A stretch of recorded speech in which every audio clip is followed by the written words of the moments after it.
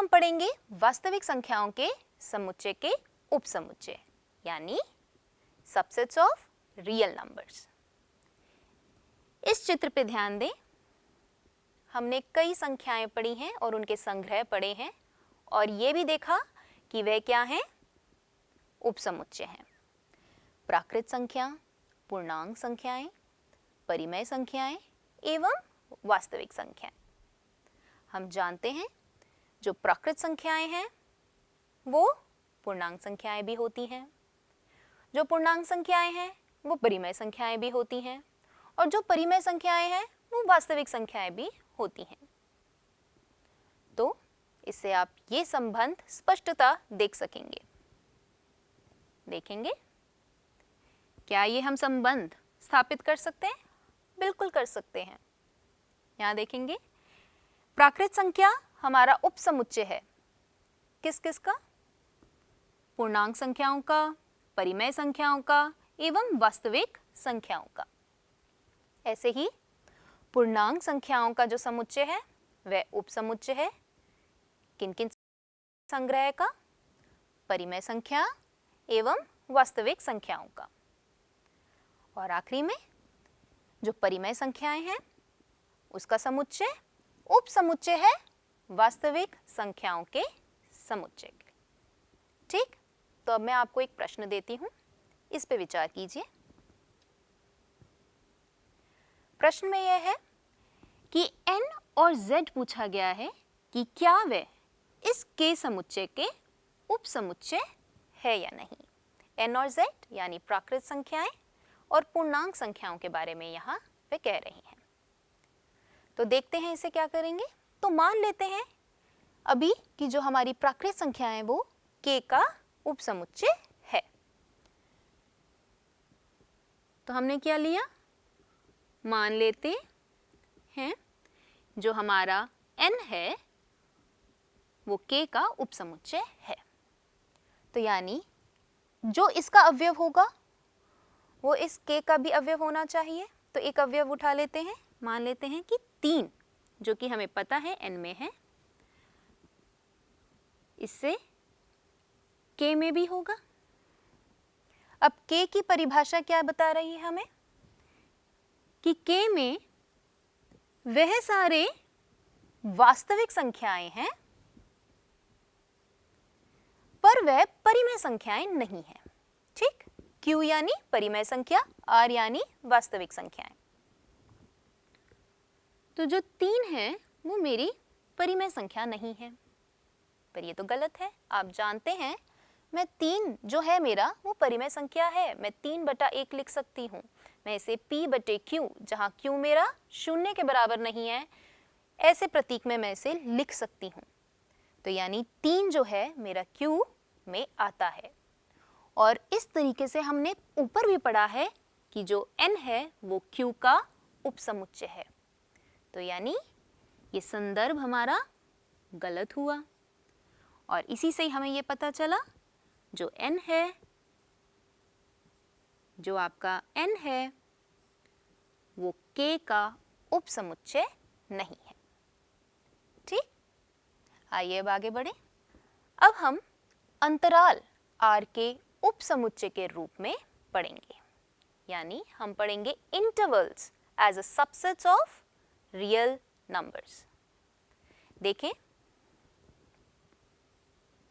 यह आपका एक कार्तीय तल है। ठीक, देख सकते हैं। इस कार्तीय तल में अगर मैं आपसे कहूं कि मुझे वह सारी वास्तविक संख्याओं का क्या निकालना है, संग्रह बनाना है 2 से 5 तक, तो आप कैसे लिखेंगे?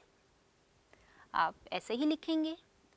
और 2 और 5 आपका सम्मिलित नहीं होना चाहिए इस संग्रह में। ठीक, तो आप बनाएंगे वे सारी संख्याएं जो कि वास्तविक हैं और किस 2 संख्याओं के बीच में आ रही हैं, 2 और 5। तो आप यही बनाएंगे संग्रह। बिल्कुल सही, यही बनेगा। इस संग्रह का एक खास नाम होता है और वह क्या है? अंतराल। तो आइए जरा भिन्न अंतराल पढ़ें। सबसे पहले मान लीजिए ए और बी, ये मनमाना हमने नंबर लिया है, जिसे हम आर्बिट्ररी नंबर भी कहते हैं, वास्तविक संख्या ली है। ए हमारा बी से छोटा है, तब वास्तविक संख्याओं का समुच्चय जो हमने इस रूप में व्यक्त किया है, एक विवृत अंतराल कहलाता है। अंग्रेजी में हम इसे ओपन इंटरवल के नाम से भी जानते हैं। इसे हम इस प्रकार निरूपित करते हैं। किस प्रकार? जो हमारे अंत्य संख्याएं हैं यानी ए और बी, उसको लिखेंगे, और जो छोटे कोष्टक होते हैं यानी जिसे हम क्या कहते हैं, कर्व्ड ब्रैकेट्स, उससे हम निरूपित करते हैं। ध्यान देंगे ए और बी के सारे जो बीच में हमारी संख्याएं आ रही हैं वो हमारे इस अंतराल में आता है, परंतु ए और बी स्वयं इस अंतराल में नहीं आते। ऐसे अंतराल को हम विवृत अंतराल कहते हैं।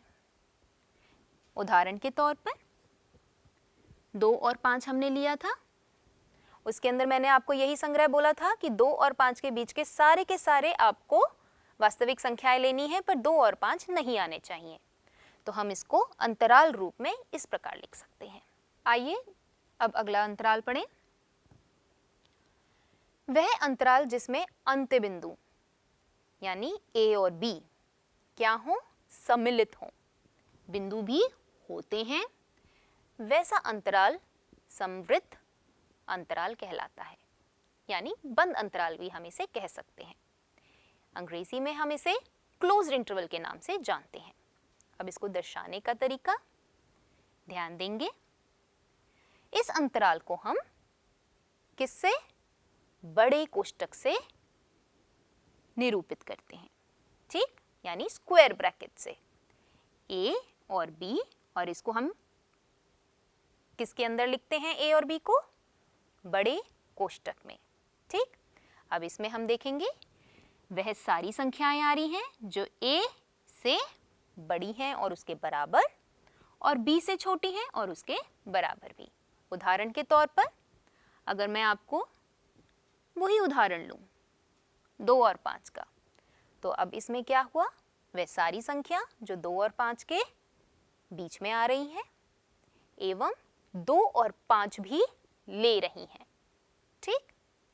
अब आप सोच रहे होंगे कि क्या कोई ऐसा अंतराल होता है जिसके अंदर एक तरफ खुला हुआ हो और एक तरफ बंद हो? बिल्कुल सही, ऐसा अंतराल भी होता है। ये देखेंगे अब इस अंतराल में, ऐसे अंतराल में भी जो एक अंत्य बिंदु पर बंद हो पर दूसरे पर खुला हो, उसे हम खुला अंतराल कहते हैं, और अंग्रेजी में हम इसे सेमी ओपन इंटरवल भी कहते हैं, ठीक। ध्यान से देखेंगे, प्रतीक से ही आप जान पाएंगे कि किस तरफ पे हमारा अंतराल खुला हुआ है और किस तरफ पे बंद।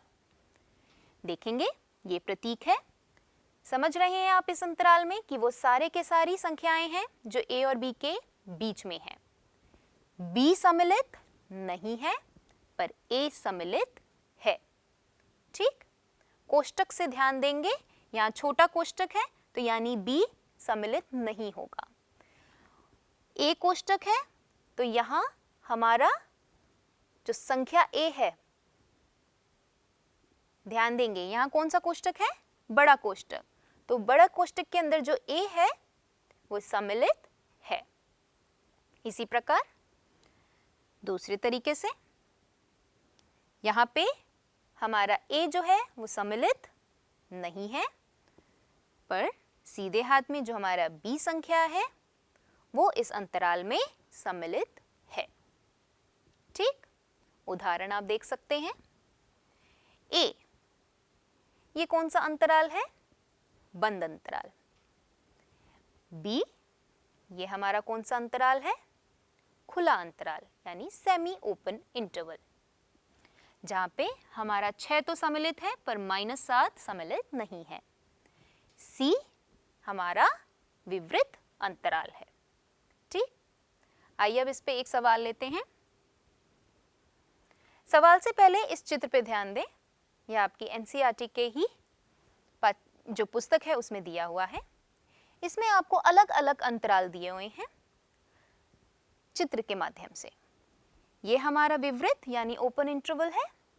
इसमें आप ध्यान देंगे ये जो सफेद बिंदु हैं ये हमारे दर्शा रहे हैं कि ये बिंदु हमारे अंतराल में सम्मिलित नहीं है, और जो ये काले बिंदु हैं ये हमारे दर्शा रहे हैं कि जो हमारा अंत्य बिंदु यानी ए और बी संख्याएं हैं वो अंतराल में सम्मिलित हैं, वह भी आ रही हैं। तो आप देख सकते हैं ये हमारा विवृत अंतराल, बंद अंतराल और ये दोनों हमारे खुले अंतराल। तो अब लेते हैं एक सवाल। इस सवाल में निम्न दिए गए जो हमारे समुच्चय हैं इनको अंतराल रूप में बदलना है। तो पहले बदल लेते हैं और फिर हम इसका उत्तर भी देखेंगे। तो ध्यान देंगे इस वाले के अंदर सबसे पहले हमें अंत्य बिंदु यानी अंत्य जो संख्याएं हैं वो लिखनी है, -12 और -10। आप देखेंगे यहाँ जो x है वो -12 से बड़ा है, बराबर का साइन नहीं है, ऐसा साइन नहीं है। ठीक, तो हमारा जो -12 है वो क्या है, अंतराल में नहीं आता, तो हमें छोटा कोष्ठक लगाना है। इसी प्रकार -10 भी नहीं आ रहा तो छोटा कोष्ठक, ये हमने निरूपित कर दिया अंतराल रूप में। ऐसे ही आप इसको करेंगे, ये बन गया। तो ये हमारा एक खुला अंतराल बन गया। अब आप नीचे देखेंगे, नीचे वाले प्रश्न में आपको अंतराल रूप दिया हुआ है, आपको उसको समुच्चय निर्माण रूप में व्यक्त करना है। सरल है। जैसे कि आप, मैं एक आपको दिखा रही हूं, फिर दूसरा हम सीधा उत्तर में देखेंगे। समुच्चय निर्माण रूप बताने की दोबारा जरूरत नहीं, सबसे पहले प्रतीक, फिर कोलन और फिर जिस तरीके से ऊपर दिया हुआ है बिल्कुल वैसे ही हमारा वास्तविक संख्या हो गई। और ये कहां से कहां तक आ रही है, ध्यान देंगे 6 और 13। 6 से बड़ी है, 13 से छोटी। ध्यान देंगे यहाँ छोटा है कोष्ठक बट यहाँ बड़ा कोष्ठक है, तो यानी 13 हमारा सम्मिलित है, तो यहाँ बराबर का साइन लग जाएगा और ये हमने समुच्चय निर्माण रूप में इसे व्यक्त कर दिया। ठीक, आइए अब उत्तर देखें। यही हमने पाया था पहले दो। आखिरी में अब देख सकते हैं कि हमारा x बड़ा है -9 से और छोटा है 1 से, और दोनों ही सम्मिलित नहीं है, तो दोनों ही हमारे उसमें बराबर का साइन नहीं आया। आगे चलेंगे,